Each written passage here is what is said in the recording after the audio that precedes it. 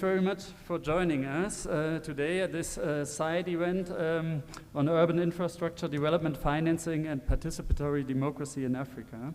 On this last day of the Africa Urban Forum, or the second Africa Urban Forum. My name is Christian Denzin. I'm the country director of Friedrich-Ebert-Stiftung, a German political foundation in Tanzania, and I'm the coordinator of FES, Just City regional program, where we try to promote just, democratic and inclusive urbanization in the countries where we have offices and where we work and collaborate under the different principles of the Just City with local counterparts from especially from the informal sector, but not only. I will do the opening, and I will also do the moderation afterwards, and I'm really looking forward to have this panel discussion and the presentation by our presenter Jeremy Okonjo and our commentator and counterpart Magdalena George. I will introduce them later on in more detail, and we are still waiting for Victoria Flatau from the African Development Bank.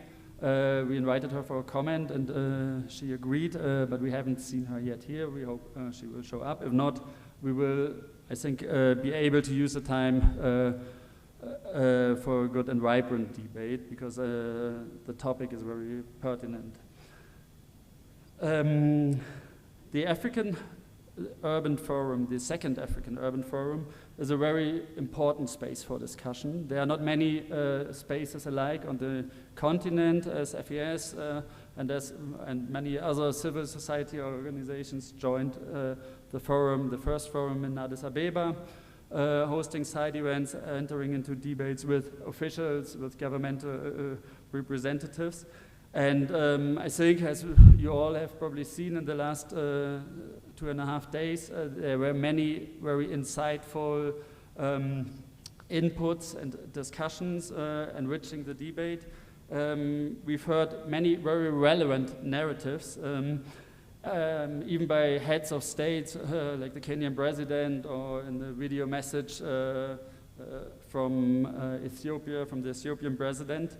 And I think it is great that the African Union and UN Habitat and the Kenyan government have managed to provide so many side events where we can critically review the narratives put out here and discuss what is going on, and how these technical expertise, how these political visions and correspond and reflect the realities of African urbanization. I think in many parts they do, but I think we still have to be careful listening to some of the presentations. Many of the presenters refer to dignity. We do it as well. Dignity is one of our core principles at the Just City work.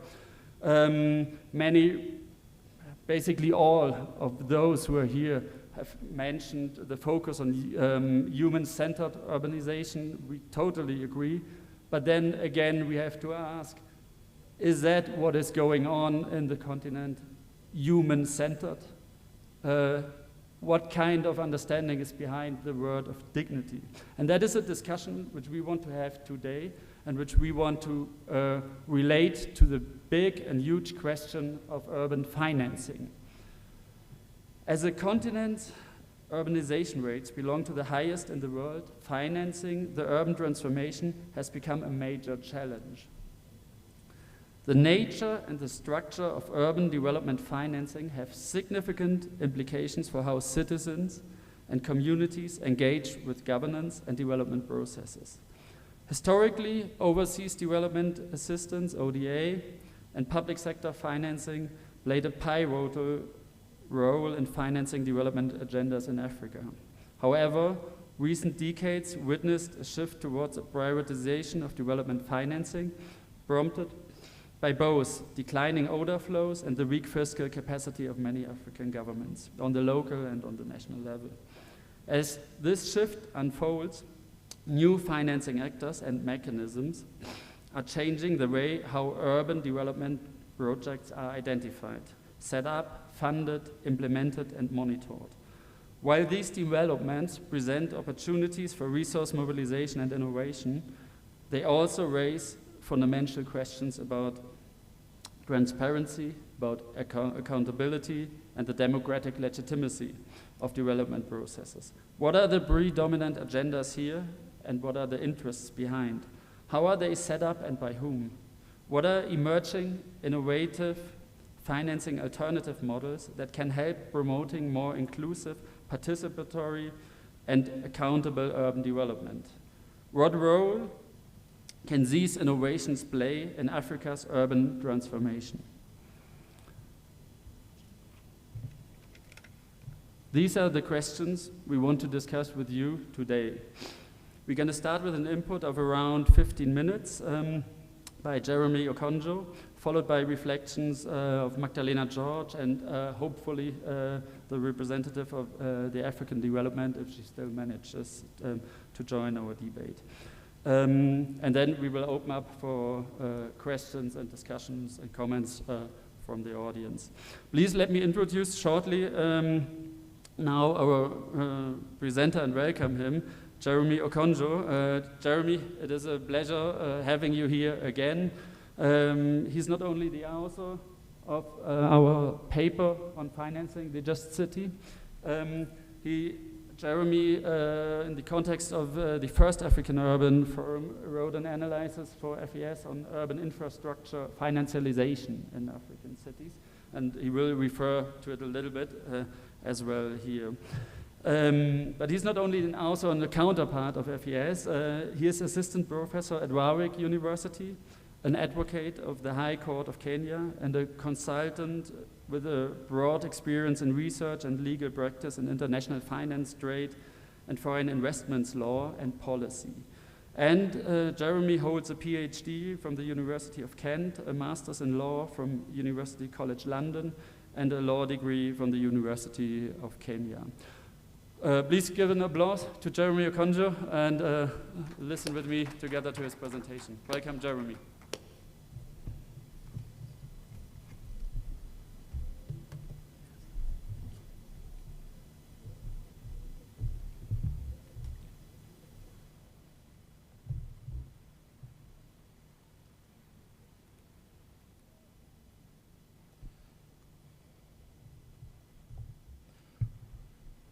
Ladies and gentlemen, distinguished guests, delegates, all protocols observed, good afternoon.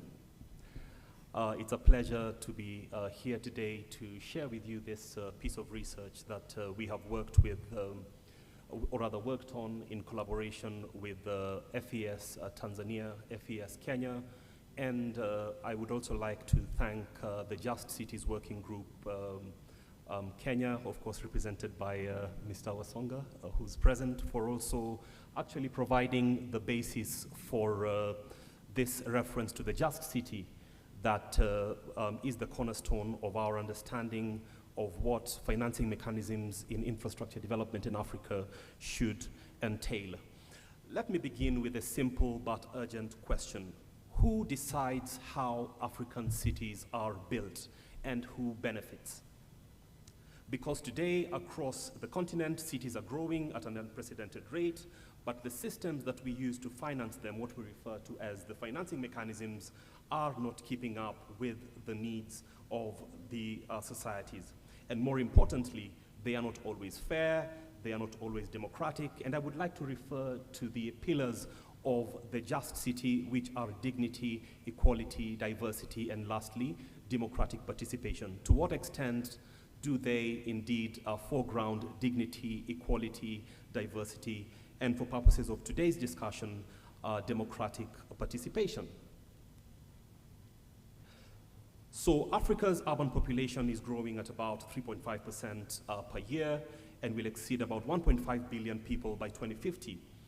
But this growth is happening under very difficult conditions, which include up to 85% of jobs being informal, up to 60% of urban residents living in informal settlements, which means that millions of people are living in cities without adequate housing, transport, water, and sanitation, which is a theme that, of course, has been echoed a lot in this conference. And at the same time, cities are also facing a massive financing gap, which has been estimated at between $50 to $90 billion every year in Africa. And so the question then is not whether we need infrastructure, but how we finance this infrastructure and for whom are we financing this infrastructure. In response to this crisis, as has been echoed by Christian, we have seen what has been called the private turn in development finance. Public funding is shrinking, aid is declining, debt is rising, and so governments are turning to private capital. On paper, we can see that indeed this makes sense. More money, more efficiency, more innovation, which of course are the characteristics that are lauded when we talk about the private financial markets as sources of infrastructure financing in Africa. But in practice, the results are much more complicated. Private finance tends to prioritize profitability, bankability, risk reduction, and not necessarily some of the pillars of the just city that we consider quite important, including equity, accessibility, and inclusion. And so what does this mean for cities? Take the example of Nairobi's expressway, which hopefully some of us used on our way from the airport for those who came into Nairobi for the conference. It improves mobility, yes, but access is limited for many low-income users. And that is because, again, of the mechanism of financing in that particular project, which was, of course, a concession, also known as public-private partnership. This is not an isolated case. Across African cities, large bankable projects move forward, but basic services for the majority remain underfunded. And so decision-making also shifts away from the citizens into contracts, financial models, and investor negotiations. Ladies and gentlemen, this is why participatory democracy then becomes important. It is not optional, it is essential. What do we mean by participatory democracy? We have defined it as the institutionalized avenues for residents of urban spaces to exercise influence on how urban spaces are planned, financed, delivered, and governed beyond periodic elections. We are distinguishing participatory democracy from representative democracy, where every election cycle we elect our leaders to the municipal councils, to the national governments, to represent our interests in infrastructure development. But what we are saying is that participatory democracy complements representative democracy by opening up spaces for citizens in the co-design, co-decision, and co-production in infrastructure development cycles between these election cycles. Why is this important? Participatory democracy means that people are not just informed, they are not just consulted, they are actually shaping the decisions about infrastructure. And why does this matter? It matters because participatory democracy builds trust, improves the quality of decisions made by the municipalities, and importantly, ensures fair outcomes that actually feed into what we refer to as just cities. So when we talk about participatory democracy, it is helpful for us to appreciate the different levels of participation that citizens are actually extended in different governance frameworks in municipalities and also, importantly, in infrastructure development. And as you can see here, the spectrum of public participation is quite broad, starting from information where citizens are merely informed about the decisions taken by their elected leaders, the bureaucrats, the municipalities, without being able to influence the process. And this cascades incrementally to consultation where citizens are not just informed, but consulted on specific projects or decisions, but they do not necessarily influence the final outcome. Third is involvement, which is a much deeper participation, where citizens participate in workshops or working groups that help shape city decisions. The fourth one is co-production, again a much deeper involvement, where citizens work directly with the authorities in the planning and implementation of urban projects, for example, through what are referred to as citizens' committees. And lastly, we also have empowerment. This is where citizens control or co-decide on projects through formalized participatory mechanisms, such as, for example, participatory budgets, which we will talk about, or decision-making bodies such as citizens' committees that we are increasingly seeing being embedded in urban governance frameworks. Ladies and gentlemen, the problem, however, is that most financing systems today only allow participation at the lowest levels of this particular spectrum, and that is information and consultation. So this paper that we have worked on actually looks, or rather maps out, the forms of citizen participation, or rather democratic participation, in the various forms of financing that currently exist in the particular context in which we have this private turn to development financing. Let's take the example of public financing, where government uses taxpayer resources to develop infrastructure. In most instances, this is undergirded by constitutional, statutory, and regulatory frameworks that mandate citizen participation or citizen consultation. And in that instance, we can then see that the participation model there is, in many instances, limited to information and consultation, as we very well know, for those Kenyans here, how that has been developed in the Constitution of Kenya 2010. The second level is private financing. This is where the forms of infrastructure financing include loans. They include concessions such as the PPP arrangements that financed the Nairobi Expressway. They include borrowing by the national governments, for example, by floating bonds, and of course county governments by floating county bonds in the securities markets. And in these instances, we then get to see that participation is limited to information only. And that is because private financing is driven by anticipated financial returns and with commercial confidentiality and risk return imperatives that limit community engagement. And it is important for us to then appreciate how these financing mechanisms determine the extent to which citizens can engage. Beyond private financing, we also have what we refer to today as hybrid or blended financing. And this is where public finance is used to catalyze private financing in what has been referred by the multilateral development banks as from billions to trillions. In this instance of blended finance, public and private finance then comes in to structure particular projects where, once again, we see that participation is, again, limited in many instances to information and consultation, and that is because the risk shields and pooled vehicles that are characteristic of these blended finance facilities are very technical. They are geared towards insulating investors from losses, and therefore are distant from the residents in terms of the ability of residents to actually participate in the structuring of these infrastructure projects.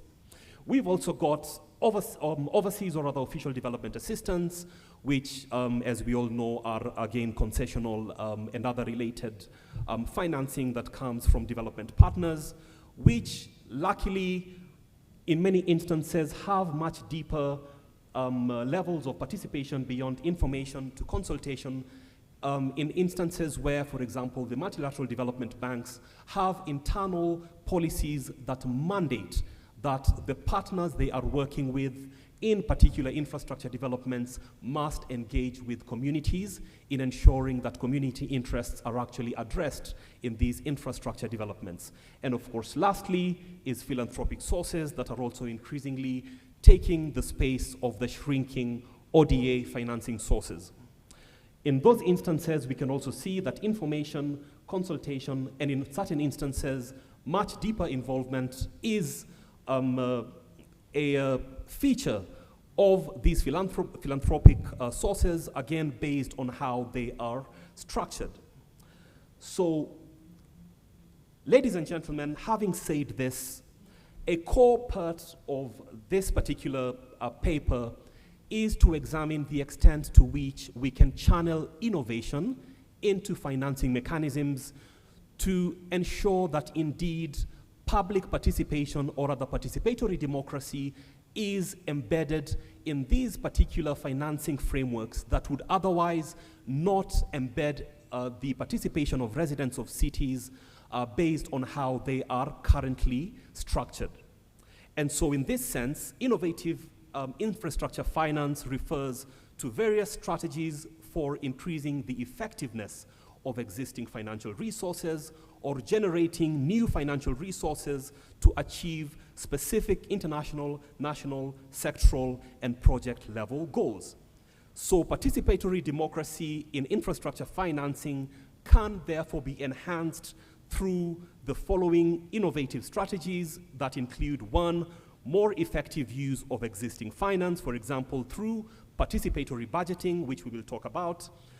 Two, innovating old mechanisms to work in new ways, for example, where blended finance structures actually are mandated to include citizen consultation committees, new financing mechanisms such as green bonds, which are linked to participatory oversight structures, new sources of finance such as philanthropic contributions through community foundations, new providers of finance such as local savings cooperatives that are embedding accountability in new ways, and of course mobilizing additional finance, for example, through crowdfunding.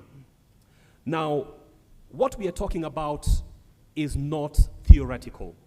Luckily for us, we have seen these experiments being undertaken around the continent, and more importantly, we have seen the norms of participatory democracy being embedded in international treaty instruments and other soft law frameworks developed by our governments and other international bodies at the international level, including UN bodies such as the UN Habitat, the OECD, among others.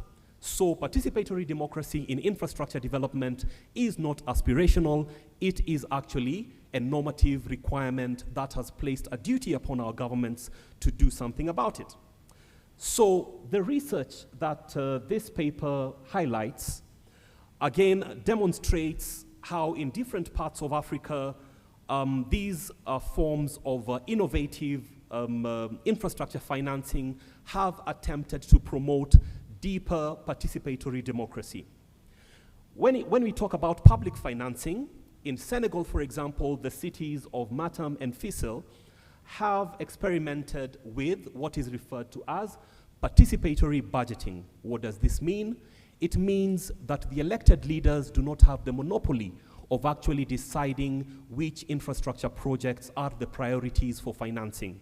The citizens are actually given direct opportunities, direct rights to decide the priorities in terms of infrastructure financing in their various localities. And in that way, the citizens then embed much more direct participation beyond periodic elections. This has indeed moved participation from information and consultation to involvement and co-production.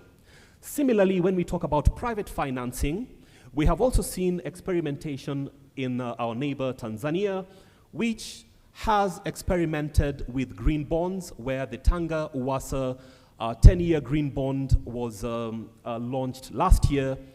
And the beauty of green bonds is that as compared to conventional municipal bonds, they are structured in a way that the issuers, in this case the municipalities, are actually mandated to apply the bond issuance to the particular green projects that have been promised by policymakers. So in that sense, where green bonds have been earmarked, for example, for climate adaptation and mitigation, it means that the citizens in their role as investors in these particular bonds can therefore hold to account the municipalities through the very markedly different accountability mechanisms embedded in these green bonds, including, for example, third-party assurance agents that ensure every year that indeed the municipality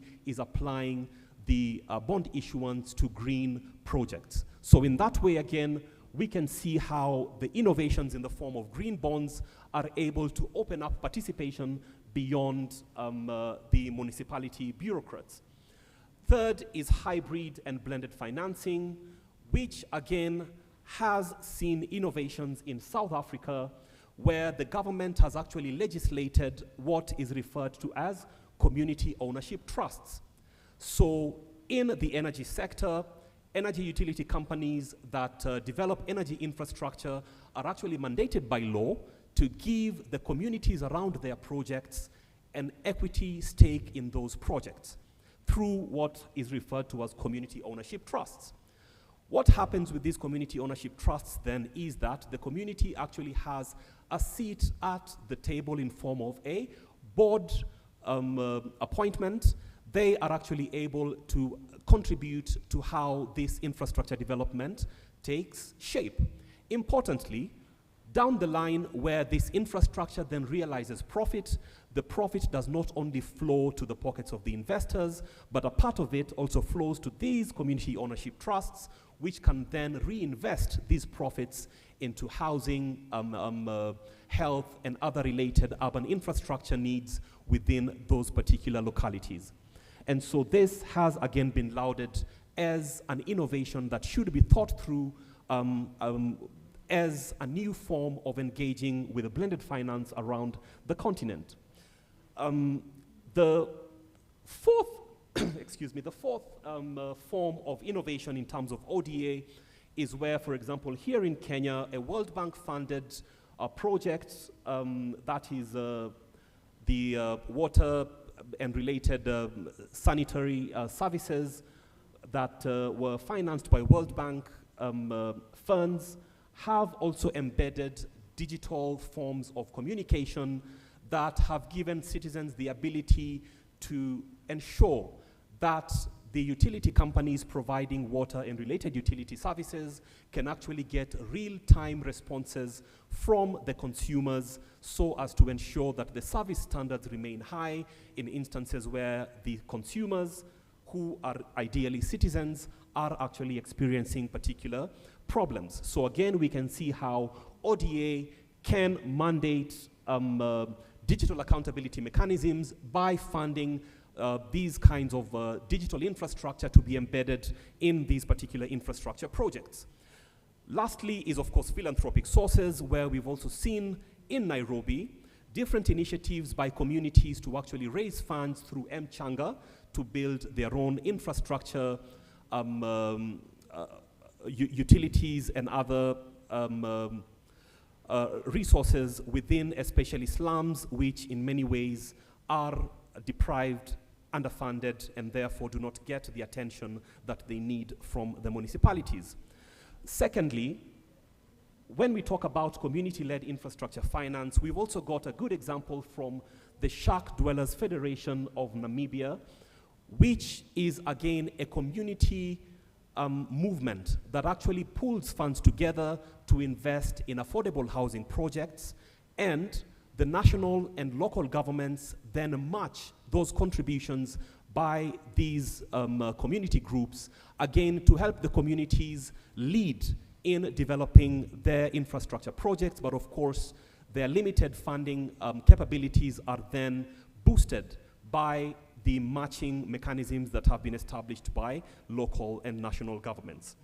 So, ladies and gentlemen, this is a provocation that we provide today, in that we have an opportunity as a continent to indeed embed much deeper forms of participatory democracy in the infrastructure financing mechanisms that are taking shape as a result of this private turn to development financing. It is important for us to note that, one, infrastructure financing is not just a technical issue. it is a political question. It determines who has the power, whose voices are heard, and who benefits from infrastructure development projects. And unless we design infrastructure financing mechanisms differently, we risk building cities that are efficient, but deeply unequal and unjust. And so we recommend in this paper that the stakeholders consider various ways of promoting participatory democracy, including strengthening public finance by, for example, making it more participatory beyond representative democracy, democratizing private and blended finance, as we have seen from some of these examples, reframing overseas development assistance to empower communities to have a greater say in how ODA is applied, scaling community-led innovations through matching funds by local and national governments, and of course, importantly, embedding participation in law and policy so that it is institutional rather than ad hoc. Thank you very much, ladies and gentlemen, and I look forward to engagement in this, the rest of this forum. Before I walk away, you're welcome to download the paper using the link in this particular slide. Thank you very much. Thank you very much, Jeremy. Please don't walk away. Have a seat here. And I would like to invite Magdalena George up to the panel. Magdalena will be giving us the first commentary. And let me introduce her quickly. Magdalena George is the National Director of Habitat for Humanity Tanzania, a position that allows her to promote affordable housing and inclusive housing solutions. So she has a lot of experience, especially when it comes to housing finance and inclusion from Tanzania. And Magdalena is also part of the Just City platform, a network of CSOs and think tanks that strive to promote affordable housing in Tanzania and just urbanization in Tanzania. She has work experiences, she has vast experiences working with and in international and local organizations, and holds an MSc in development policy and practice for civil society. Welcome, Magdalena. I think now we can remove the podium and we will go on discussing on here and include you very soon. Thanks.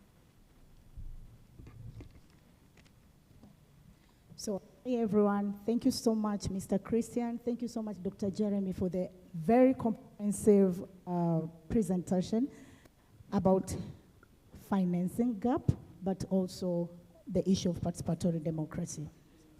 So I'll just contribute on what Dr. Jeremy has presented, and I'll go direct with the question. Most of the time, I used to ask myself, and which is the question that I want to pose to you as well, who are we getting? So when we are speaking about improving the infrastructure, when we are talking about financing gap, when we are talking about housing, who are we targeting? Who are we thinking of? Who are we focusing on? So in general, Dr. Jeremy has mentioned it's all about people. It's all about citizens. And he has presented the helicopter view, but I'll just go direct on the housing aspect. Without people, there is nothing that we can speak about this improvement that we are speaking today, or we are discussing today. Without people, we can't talk about participatory democracy, and so we need to think of the people. And if the people is a target, if the people is a center of everything that we are speaking about, so we have also to think about the challenges that they are facing, the factors that makes us to talk about that. So one of the things we have been speaking since we started the forum is all about urbanization. It's all about informalities. So when you see people moving, there is data that shows that every year, millions of people moving from rural to urban. So people are moving to urban, and this is what it caused the informalities. So we can't ignore the issue of housing, and we are not supposed also not to focus only on the high level.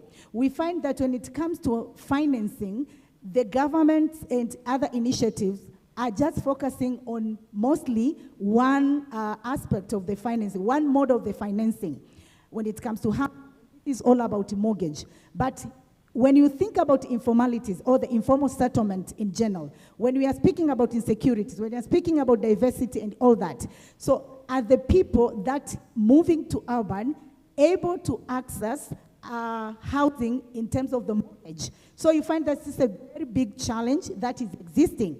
So what should we do? Should we ignore their participation in designing the financing model to support them? No. So here, what I'm bringing to you today is that no size fits all. So the mortgage financing has been able to be accessed to mostly the high level of the people. So when we are talking about low middle income earners, they are not part of that. They can't access the mortgage. It has a lot of conditions, including the collateral and all that. So what should we do? We need to engage them. I'm so happy Dr. Jeremy has mentioned the different forms of public participations. So you find that because there is no one size fits all, we need to engage people from different levels, and specifically the low-income earners, who are many, who are the ones that indirect, we tell them that they are the one causing the informalities. They are the one living in the informal settlement. So what should we do? We have to sit to them and learn from them what will help them. So Tanzania, as an example, we find that there is this kind of microfinancing. The housing microfinancing has been a very good financing model that is helping people living in the informal settlement, but also the low-income earners who are able to have access to mortgage financing. So we are recognizing also what Dr. Jeremy has mentioned about the community groups, the community financing groups. So we have village community banks, we have village savings and lending association. How can we strengthen those community groups? How can we support them? He has spoke about matching funding. So can we support them so that they have access to housing microloan? And why access to housing microloan? These people are able to do incremental building. They can't do like the general new construction starting from the foundation to the roof. They can do incremental housing. So let's support them. And this is the way that if we involve them, if we do co-creation, they will tell you, this is what I want to do, this is kind of finance that I need. So what I want to bring to your attention is that the housing is something that we need to think of, because if we improve the housing, we are improving a lot of things, the dignity, the respect, and also the issue of social, we can see housing as a social good, but also we can see housing as an economic factor for the development. So making sure that the low-income earners are not left behind. So let's see how we can have support or invest more on different blended financing model so that we support the major group of people. So we support the infrastructure improvement in terms of housing. So this is what I wanted to bring to your attention, that the housing finance is something which is very critical to make sure that the urbanization is not looking as a challenge, but is looking opportunity as well. And we have not to ignore the low middle income earners, because as the people who make a major category of the population in different countries, including our countries in Africa. Thank you so much.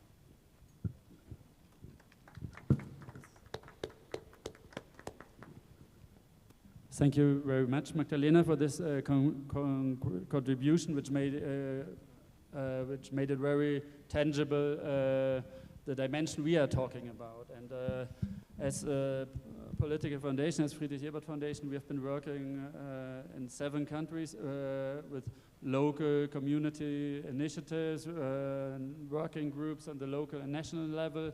And what we found in all countries, in Zambia, in Uganda, in Kenya, in Tanzania, in Zimbabwe, in Cameroon, in Cote d'Ivoire, is that it really becomes interesting, not only interesting and empowering, not only for the stakeholders, for the local stakeholders, like informal settlement associations and their representatives, for example, or Boda drivers, Matatu drivers, or associations, and others, to open that dialogue, but also for the political stakeholders and the ministerial and local level governmental representatives. Once that dialogue opens up and they identify ways forward for further engagement, for tangible, concrete improvements and solutions to the challenges which are there. And I think, Jeremy, if I afterwards, if I wait a second, if I understood you right, what you analyzed is that in most of the financing models, information and consultation are the maximum, but co-creation is far from being a reality. There are single projects out there, but this is the exception from the rule, right? And yeah, maybe you, Magdalena, you want to add something, and then I give Jeremy the chance to respond shortly, and then I'll open up for the discussion with you. Okay, thank you so much, Christian. I just wanted to add one thing that is very critical when it comes to improving the housing infrastructure. So there is the strategic partnership part, which we need also to emphasize on that. For example, we have when we're speaking about the financing gap, most of the people think of only the financial institutions and all that. But what I can tell you, even the non-financial institution can help improving the finance gap innovations. So, for example, in Tanzania, Habitat for Humanity have worked with the financial institution, the Tanzania Mortgage Refinery Company, to ensure that the low-income middle earners are not left behind. So what we did is just to help them develop a product that will fit to these people, because most of the time they are not have access to mortgage, as I said before. So we did that, we did the pilot, we engaged some financial institutions, including banks. They pilot the product, it worked very well, and now we have the many financial institutions like banks who are now applying to this innovation, and they want to make it more visible, and it will increase the reach and impact when it comes to when it comes to housing finance. So what I want to bring to you also is that not to look on only the financial institution when we want to improve the financing gap. We have also to bring other actors. The strategic partnership should be the priority so that we get different styles, different models to improve the situation. Thank you. Thank you very much, Magdalena. Okay, so our presenter suggests to go directly to the questions. I think that is a good idea. I think we can extend a little bit because we started later due to the delay in the first panel. So please raise your hand, or I suppose something even more participatory. As our presenter from the African Development Bank didn't make it, there's this format called Fishbowl. That means there's an empty chair, and everybody who wants to say something can take that empty chair, ask his question directly on the panel, and then go back, and the answer will follow soon, and then the next person can come up. So I invite you, whoever wants to be first, to take a seat next to me and participate on the panel. Grace from Zambia, and then we go on here, and then George Wasonga.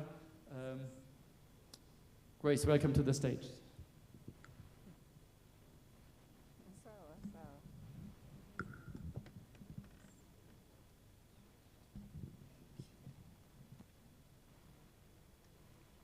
Thank you so much. It's such an honor to sit here, actually.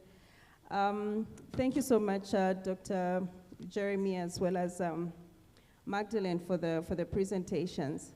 So, Dr. Jeremy, I'm yet to read the book completely, but I think listening to you, trying to draw some of the lessons in terms of where mortgage financing has been able to work. You gave us examples for Namibia. But what I would want to understand from you is purely this financing from who? I wanted to just share and tackle a bit, how did the government support this process? and how was this financing actually mobilized, and how is the management of the repayment of the mortgages is like.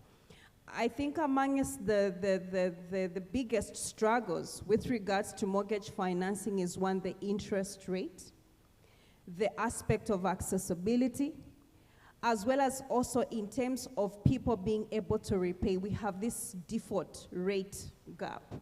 How have those areas been addressed by some of these examples that you have given us? And when you look at the issue of housing deficit, it's kind of common amongst major African cities. What would you say to the African leaders, housing providers, including people from the civil society organizations? Thank you. Thank you very much, Grace, for joining us and posing your question. Please, our colleague in the first row.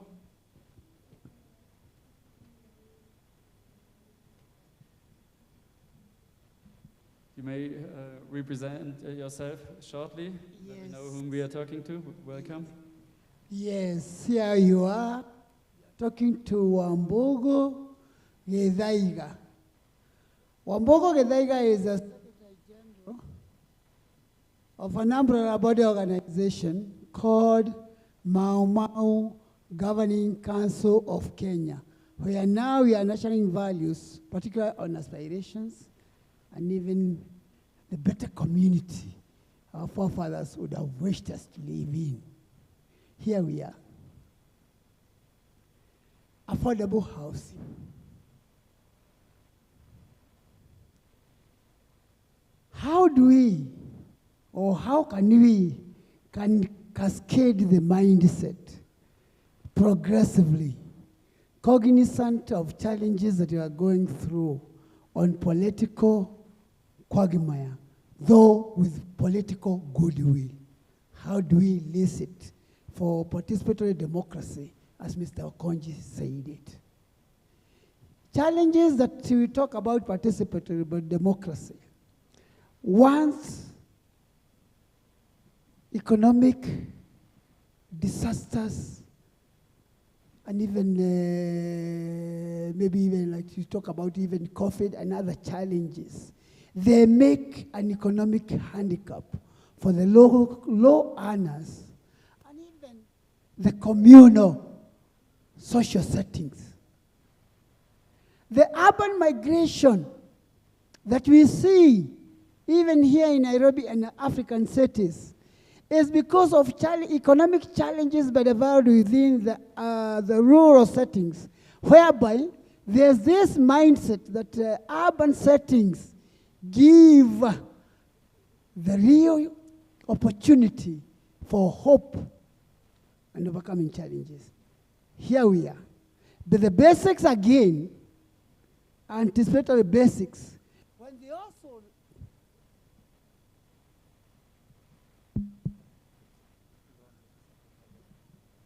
That's fine. so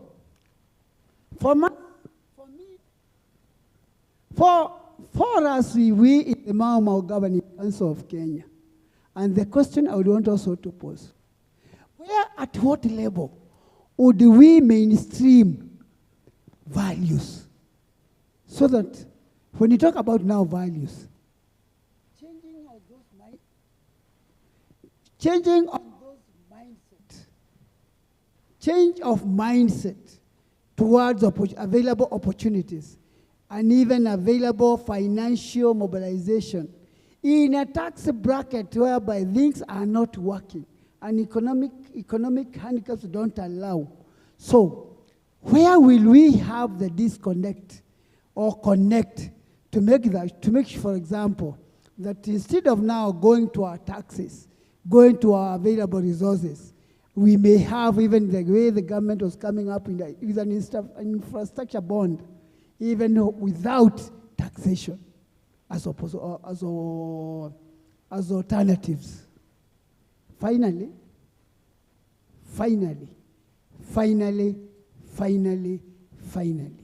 change of mindset from now urban to local, to even to the rural, where we believe the first founding father of this nation said in Kiswahili, and we in the Mamao Governing Council, we are talking about now Kiswahili as an African language, turudi mashambani. Si tukuja mjini, turudi mashambani.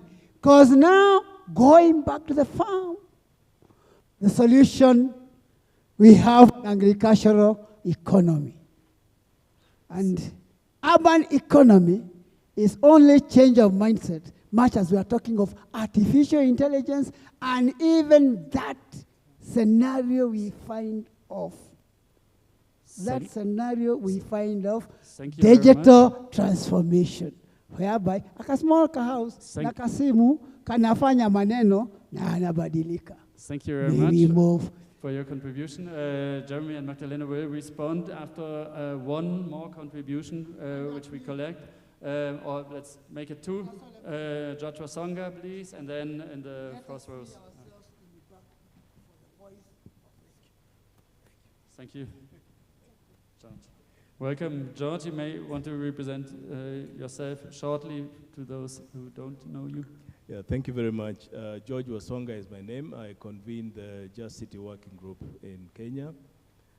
Mine would not really be a question, and thanks a lot, Christian, Jerry, my friend, and Magdalene, for this presentation. When you look at the financing model that you're providing to us, and I think Christian said it very clearly, it's bringing us up to the level of consultation, information and consultation. But the big question that keeps coming back to us, at least in the field in which we engage in, is a trust deficit. There's so much trust deficit between the so-called who benefits and who drives the process. And this is where we desire to see co-creation, co-development, different co-financing mechanisms, but the parties that are supposed to be beneficiaries often do not trust the person moving the process forward. So the debate around the trust deficit, which is actually increasing, I think is something we need to start engaging ourselves in as we go forward. Lastly, for me, is again this institutionalization process, institutionalized avenues for participation. A classic case in Kenya, for instance, the instruments for institutionalized participation are in very many legal instruments, from the Urban Areas and Cities Act and others. The question we've been asking ourselves is why aren't people occupying those spaces? Because if you're provided for that through an act of parliament, you can have a citizens forum in which you make proposals to your government, you engage in different feedback mechanisms, and those spaces are not occupied. Again, there's a question mark there. Why? So the question we need to be asking ourselves constantly, is it primarily a trust deficit issue? Because we believe it's not too much of, it's not really now a legal instrument perspective. It's pretty much about people taking up the space. Thank you so much. Thank you very much, George, for this very important addition. And I invite the last question or comment to the stage. Welcome. Please let us know who you are. Thank you. Good afternoon, everybody. My name is Constant Kapp. I am an urban planner currently working at UNEP, also a contributor to the book, The Just City for Kenya, having previously worked with the Just City Working Group and the Socially Just Public Transport Working Group. Anyway, just to get, my question concerns the forces that will work against this empowerment, co-production involvement. It's not something new. We know that there are going to be a lot of forces that don't want that to happen, that want status quo to remain, especially because we're in an environment with weak governance, elite capture, and there are also poor incentive structures within the whole public structure. Additionally, when it comes to ODA, we know that there's always a trade-off. Nothing is done just for the fun of it, or out of just good charity. Somebody will come, develop a road for you, but they want, to push their own maintenance contract through their contractors. They want, I know one road in Kenya where the contract says you cannot change the design of the road for the next 25 years. Done, launched there, under the friendship between two countries. How do we go against some of these forces in order to get to this dream that we would like to see, where we have empowerment, co-production, involvement in a realistic manner? If there was more time, I would have talked about the expressway, but let's leave that for another day. Because I happen to have been involved in a case in the National Environment Tribunal where the EIA was questioned, and it was just around, what do you call it? Being taken around in like a roundabout. Yeah, thank you. Thanks very much. I think if we take the whole hour, which was promised to us, we have 4 more minutes left. I would like to give these minutes to Jeremy and Magdalena for the answers to the questions and the final comments. Jeremy, please.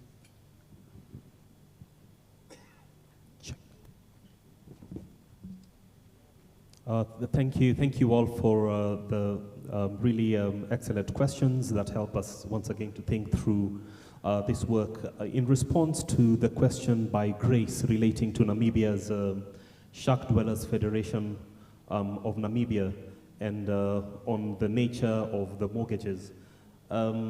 So just to give a bit of, just a small detail to answer your question, this particular model pools community savings into a particular fund, which is a revolving fund for land purchase, housing, and basic infrastructure.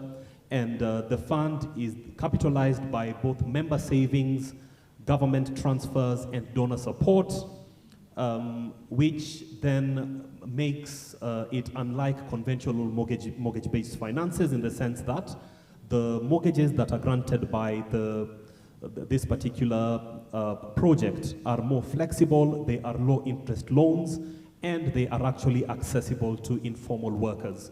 And as we can see, it is because they are not purely market-based. They are not market-based, but rather are supported by government and donor support that ensures that then they are actually below market interest rates. Hopefully that answers your question. Thank you, Wambugu Mudaiga, for also your questions. You've got quite a number of them. I'll just try to see if I can do justice to them in the short period of time.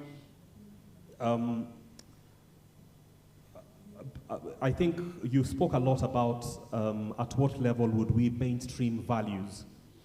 And I would like to imagine we are talking about, for example, the Just City values, etc. I think the work that is currently ongoing, that is supported by FAIRS, by the Just Cities Working Group and other partners, where they work directly with communities to actually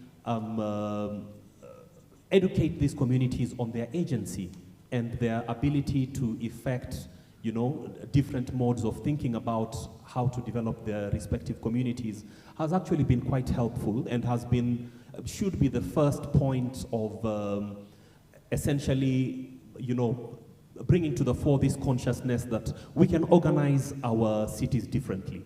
If we leave it to the national government, the bureaucrats, the policymakers, in many instances they are happy with the status quo.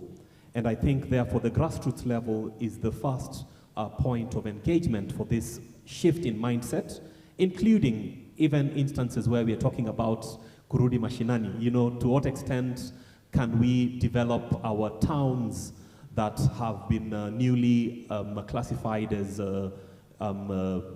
towns and urban areas under the new legislation, so that we give people opportunities to enjoy the benefits of cities, but in the smaller towns rather than everyone running to Nairobi, Mombasa, Kisumu, etc.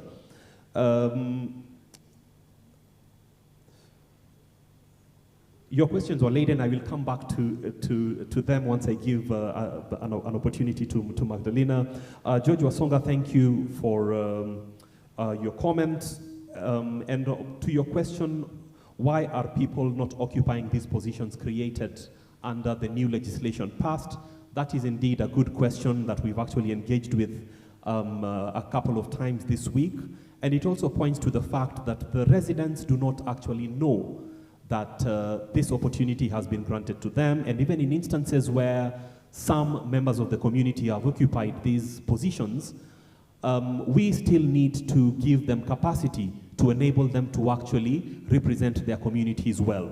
One of the main criticisms of these innovations that I've outlined in my presentation has been that even these communities that have been empowered through these innovations, including even in South Africa's community trusts, where the community is now sitting in the board, they don't end up actually being as effective as they should, because they have not been given capacity in terms of education, in terms of the resources they need to actually represent their communities.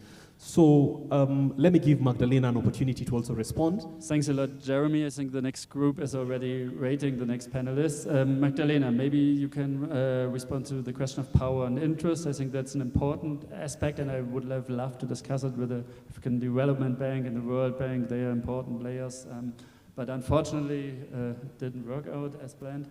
Magdalena, what is your experience from Habitat for Humanity, Tanzania, and economic interests? Okay. Thank you so much, Christian. Thank you, Dr. Jerem. Thank you for the question as well. What I would say, just direct for the sake of time, there is nothing is impossible. And we have also to realize that in the end, we can just, when it comes to, let's say, the commitment, the government and also the citizens, there is nothing that we can control. Most of the time, we can say it's above the line, but there is a way that we can control. Directly, we can't, but it's possible. How can we do that? We can focus at influencing the change. And in order to influence the change, we need also to show the practical action. We need to show the practical changes that has happened. As I told you before, as Habitat for Humanity, we worked with the TMRC. TMRC is a company. It's not the government. So we worked with them to prove to them that it is very possible to help the low-income earners to have access to finance. And what we did, we developed the products that fits the earners. Later, when we piloted, then we engaged the government. And the government saw the changes, saw the impact. What they did, I can tell, they have allocated the fund from the Bank of Tanzania to TMRC directly for the housing microfinance. So it is possible, even if it can take long, but what we need to show is action and results. But how can we do that? Through the influence. Thank you so much. Thank you very much, Magdalena, for stressing that. I think there's one other aspect that should be mentioned. I think in many African countries, and not only in African countries, also in many European countries, you find so many big infrastructure projects which seem to be very prestigious, but they are very expensive, and there are a lot of economic interests behind. And I think a public scrutiny of these projects in Europe, as well as in Africa, as well as elsewhere. Often governments define themselves via these projects because they are like monuments of their legislature, and I think that is something which deserves attention as well and critical review. But I really like the approach that you emphasized, coming up, working along with these institutions, and I hope we will find possibilities to deepen these discussions with the World Bank, with the African Development Bank, because at least on paper and also in many statements, you hear their interest in participation. But then we look at those realities presented, analyzed by Jeremy in the study, which you find online on the Just City web page, justcity.fes.de. Then you ask yourself, where are we really? So please take that question, where are we really, with you to the weekend. I thank you all for joining us. I'm sorry to our following panelists for the delay, and have a good weekend and a good end of the African Urban Forum. Thank you.